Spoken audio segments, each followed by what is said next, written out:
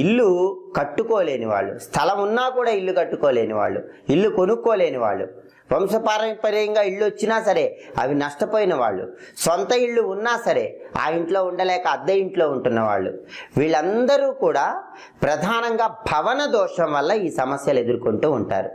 మరి ఈ భవన దోషం పోవాలంటే ఏం చేయాలంటే పరిహార శాస్త్రంలో ఒక అద్భుతమైన పరిహారం చెప్పారు.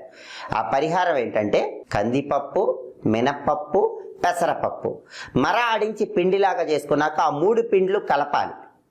కలిపిన తర్వాత ఆ పిండ్ల మిశ్రమంలో నీళ్లు కలిపి 11 చిన్న చిన్న ఉండల్లాగా తయారు చేసుకోవాలి. ఆ 11 చిన్న చిన్న ఉండల మీద బెల్లం ముక్కలు ఉంచాలి.